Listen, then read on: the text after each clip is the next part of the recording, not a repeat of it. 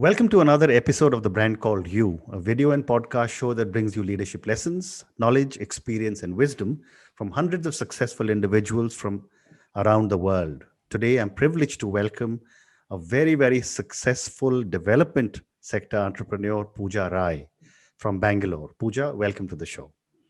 Thank you so much, Ashutosh. Pooja is the founder and CEO of Anthill Creations.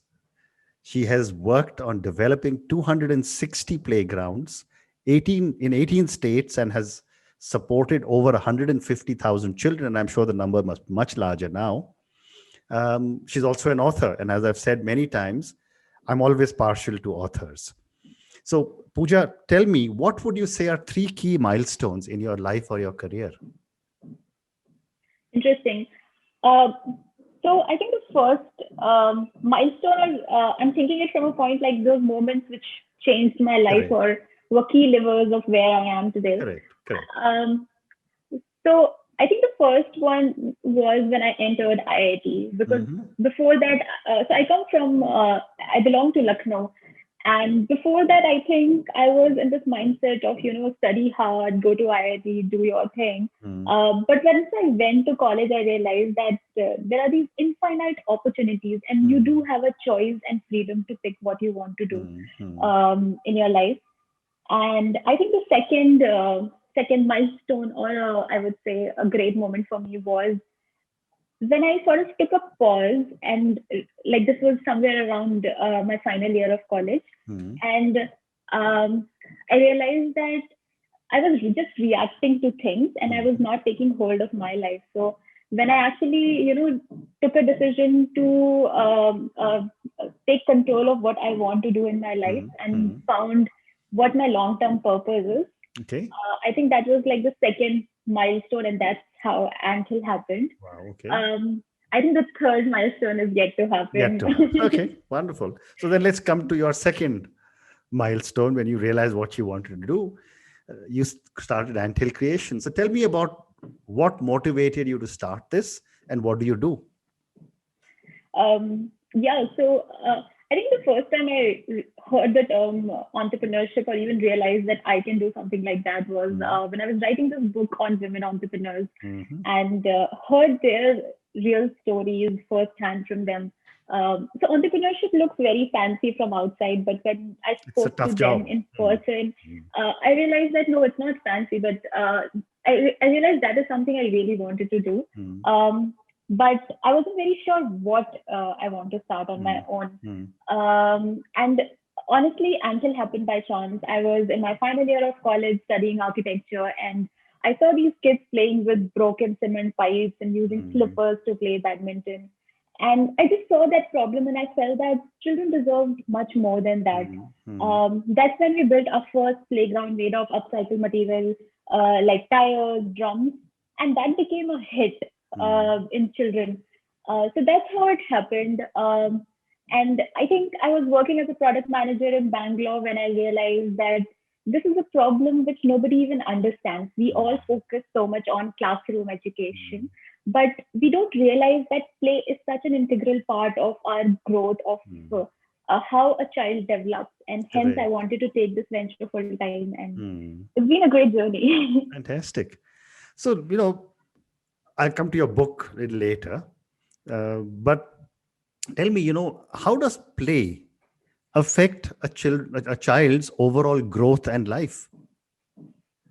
So I think play is something that is very, very simple, something that is very natural to all of us, right? Like not just humans, I would say even animals, right? Like as soon as they're born, play just comes to them so naturally. Correct. And we try to remove that component from our lives and try to make our lives very disciplined with rules, which is nice, but I think we should not lose out on that freedom that we have. And if we can somehow uh, integrate play in learning, because play is so natural to us, learning will become so natural to us, and we won't have to force anything.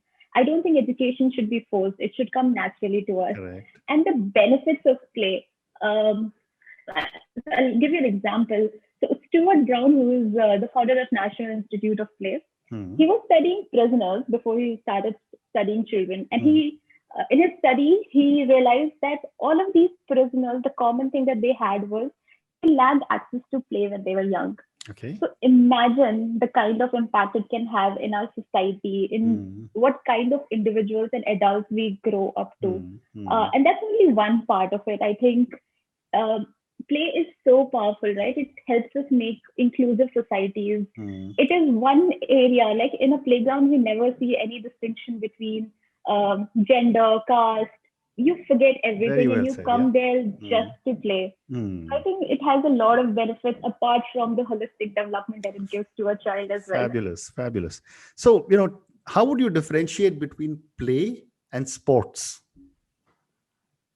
So I think play is a bigger vertical, which would include sports. So there is something called as unstructured play, which is free play. And there is something called as structured play. So structured play is where you have rules, and sports would fall into that category where you have a definite sort of target to achieve, and there are certain rules that you follow. On the other hand, free play is, I think, a space basically that gives you freedom to do anything that you want to do, to explore your imagination, your creativity. It could be as simple as just a simple ground, or it could have some objects which basically define your behavior. And that is the area we focus a lot more, especially in the early years. I think children learn a lot from free play because their imagination is so much wider than what we have as adults. And then once we integrate that into our lives, I think sports is a more formal way of how we take play forward. Very well said. So, when you start, you said the first one you saw and you got hold of tires, etc., put it all together, but now it's become an organized entity. Anthill Creations is now an organization. So what is the process you follow? Is there a template that you have that, different facilities and different playgrounds, or does, you just pick up land and say, okay, I'll do it here? So when we picked up this problem, and especially when I took this venture full time, scale was always in my mind. I feel if we have to solve a problem like this, it can't be solved by building a few hundred playgrounds. It has to happen at scale where every child in the country get access to play. And for that, we had to put some processes and structures in place. So what we do is we use tires and upcycle material to build these playgrounds, and we have made modular designs, which are easily replicable. So how we have done is we've taken different contexts like urban geography, rural geography, and created these templates which will fit into these geographies where we work. The process is very simple. We collect, so we're based in Bangalore, but we have built playgrounds across 18 states. Wow. And that was possible because of this. We take only 4 to 5 days to build a playground, and that happens because we work with the community. So it is a 4-step process. First step is where we ask the community leader to do the site survey and send us the details that we need. The second step is the design, where our team puts together these designs. It's a very quick process, brings context into the place. The third step is the most important pre-planning step, where we have, we know exactly where to get these from, which are the vendors, and that helps in reducing the time we spend on the ground. So the last step is the construction, but there's a lot of back planning that happens from that, and that has and this entire process, I think, the involvement of the local community really helps, because we're a small, lean team, and we basically empower and enable the local community to come work with us in building these playgrounds. Wonderful. And how do you partner with neighborhoods? Do you have some kind of agreements in place? Because one is your designs, of course, which you are giving to them, but then your success is also dependent on how well it is maintained and how it is it avoids injuries for children, etc., etc. How we work with the community is we involve them even before we start building the playground. And they help us in building. So we work with a local welder. These are not pre-manufactured playground equipment which we go and install. We build it on the ground with the local carpenters, local welder. So if there is any wear and tear that happens in these playgrounds, these are the people who can come fix it. Okay. So we try to bring that ownership and community from the very beginning. Mm-hmm. But even after that, we do take care of the maintenance for a year. Okay. And in that 1 year, we basically try and hand it over to the community where they start taking ownership of it. They know how to fix it. Also, they realize how it is impacting children. I think that Okay. is the biggest challenge, I would say, right? Like where we can build these playgrounds, but as long as the community doesn't understand the importance of it, they will not take care of it. Very well So said. that's how we go about working with the community. Okay. So, for all the people who listen to your conversation, and all the points, if someone in the neighborhood, the president of a resident welfare association says, I want a playground designed by Anthill Creations, they just write to you, is it? Yes, Okay. correct. Okay. So, when I was reading about you on your website, you said that, you're working with public because you're revitalizing public spaces. So, what is the role of, or the lack of it, from the local government bodies in this? So, I mean, if you look at a city like Bangalore, we, I remember when I was a child, I used to spend so much time outside playing. These days, you see children, they're just like busy with their gadgets and hardly any sort of time to go out and hardly any spaces. Okay. So what we're trying to do is identify these dead spaces in cities Mhm. and convert them into public parks and community parks. So a lot of these dead spaces will end up becoming a dump yard, but we all want to live in a city which is more livable, more Correct. green, more Correct. inclusive. So that is what we're trying to do. And when we work in public spaces, we work with the government. So the government comes, helps us identify these spaces, cleans up the area, and then we go and build these playgrounds.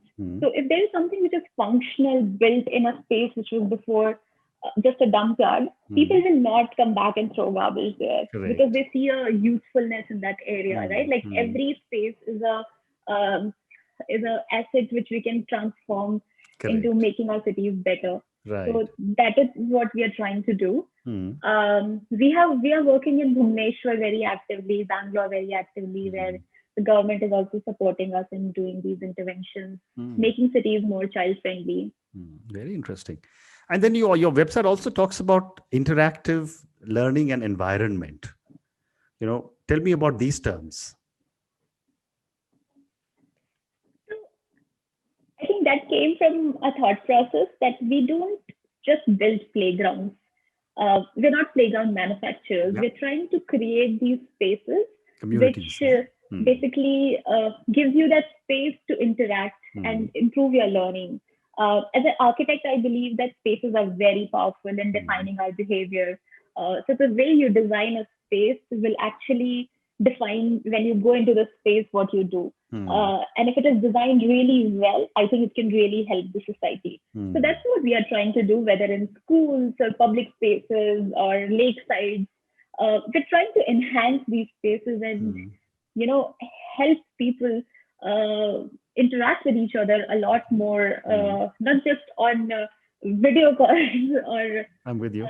over calls, right? But also in person, like come out and actually get to know our neighbors, other people, and culture of the place.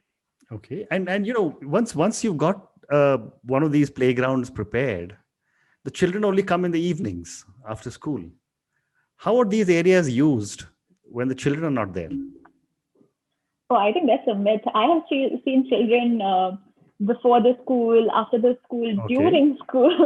Okay. I remember I was once visiting a school and I went there and I saw that it was locked, but children were still playing inside. And I was like, how did you get there? And they were like, we jumped the gate. So you can't stop children from playing. I think they play all the time. But yeah, like I don't, I mean, those spaces can be used as community spaces for adults also to come. When children play there, adults, their parents also come alongside. So now what we're trying to do is create spaces for adults as well, because I think we all need play, not just children. Just the definition of play maybe changes with age, but we all need to be, we all want to have some fun. Absolutely right. So one more question for you before I move to the next segment. We've all spoken about how easily you seem to have done this entire organization, built it. What were some of your challenges? I mean, multiple. I don't know which ones to sort of list here, but I think the biggest challenge that we're trying to solve and has been an obstacle is just making people realize that play is so important. So many times we've been called as cute startup, or something that's very trivial, and people came to me and said that you are so talented. Why don't you pick something which is much more important? I agree that hunger is important, education is important, but so is play, and I feel motivated towards it. And the fact that we don't, I mean, play is so powerful, and the fact that we don't realize how powerful it is I think that really sort of motivates me to keep working on it. So that's one of the biggest challenges, and I really want to create that mindset shift where I think if we're able to do that, I think we won't have to build playgrounds anymore. People will be building their own playgrounds. So that's one. I think the second challenge is having started this so early in my career. I had worked only for a year before I took this full time, and never worked in a scaled organization. And here I'm trying to scale my own organization. So I think there's been a lot of learning. I mean, we learn from failures, but an ideal way would be if I can avoid those failures. Correct. So Correct. that's the second challenge that I face. But I'm fortunate to have some very good mentors. And I reach out to them very actively whenever I feel stuck. So. Wonderful, wonderful. So let's now move to your book now. You wrote a book and you said you interviewed a lot of entrepreneurs. Tell me about the book and what made you want to write it. So I was actually talking to this professor from IIM Bangalore for my third year internship, and he offered me something in product management, and I said no, maybe I'm not interested in this, because from the very beginning I was very particular about what I want to do. And then we spoke a little bit more about what I wanted to do in life, and entrepreneurship came up, and he said, why don't you document these journeys of these entrepreneurs? And it was very interesting. I'm not a writer, but I took up this project because I was just excited to meet them in person, hear their stories. So I think the objective of the book was to inspire people to start something of their own. I think it has inspired me in the journey. And I think the one thing that I really loved about this, this entire experience of writing this book was when I was talking to these entrepreneurs, I had this template of questions. And one question I used to ask them always, what challenge did you face? Or what challenge did you face as a women entrepreneur? But all of them consistently, right? Like nobody told me the problems that they faced. They all said that, yes, there was this problem, but we were able to overcome it. So I saw that tenacity in people, that that resilience, that even if they fail, they stand up again. And that was very, very inspiring for me. I mean, these women are not people like Steve Jobs, or these are very relatable people who started with very humble backgrounds and still able to do such amazing things. Wonderful, wonderful. So I'm going to move to the next segment of our conversation with some questions for you personally. Okay. My first question to you, Pooja, is you're building an amazing organization. What are some of the core values that you believe in that you have taken into your company? Some of the core values that obviously started from me, and then I think we try to have it in the organization also. So one thing we have is like high ownership. Like if you pick up a project, or if you see a problem, you solve it. And as a leader, I also try to not micromanage people, but give them that ownership. So I think that's one thing. Second thing is impact first. So whenever I think of a problem, I see how can we solve a problem rather than how can we make money from this situation, kind of a place. And I think that sort of even every single person in the company, I feel, is very self-motivated and knows the impact that they all are creating. Third is I think high standards in everything that we do. I mean, we all are humans and we do mistakes, but just trying to maintain that highest quality and trying to do better than what we did before is important. I mean, there's a whole bunch of it. Sure. Very interesting. So my next question to you is that, so early in life, you're seeing so much success. Where you stand today, and as you look behind and look forward, what does success mean to Pooja? So I heard what you said in the beginning also. I don't think I have achieved success or I'm a successful entrepreneur yet. But honestly, I feel success is journey. There is no destination that you're trying to reach to, right? Like you reach one point and then you want to reach another. I feel in this moment, if I have fulfillment in what I'm doing and I find my purpose in my own definition, I think that is success to me. There's a different how people will perceive you or what expectation society has from you, but I think that's a different fantastic conversation. And a follow-up question to that is that who or what inspires you? So that's a difficult one. I read these quotations which says that motivation should come from within. But I do find motivation around me. I have my team, my family, my mentors. But I think more than all of this, it is the children that we are impacting. Every time I visit a playground or meet these children, and I see the smiles that these playgrounds are bringing to them, I feel all of it is worth it, right? Like all the struggles, everything that we're trying to do. And that keeps me always motivated and inspired to do what we're doing. Fabulous. So I'm come down to my last question now, and I'll come back to the children.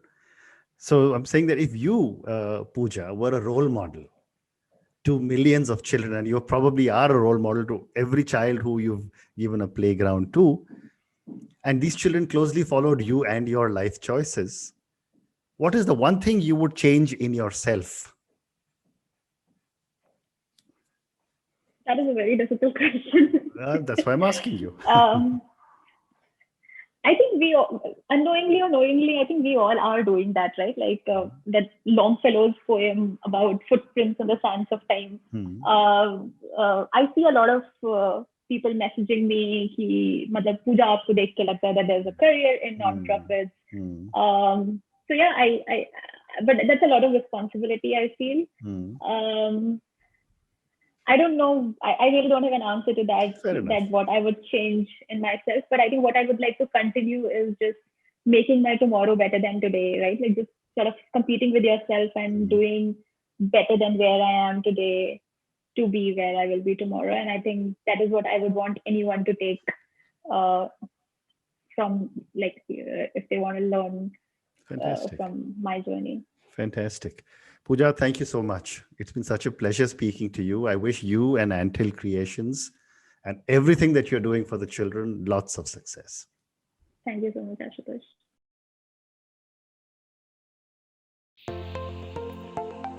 Thank you for listening to the Brand Called You videocast and podcast, a platform that brings you knowledge, experience, and wisdom of hundreds of successful individuals from around the world.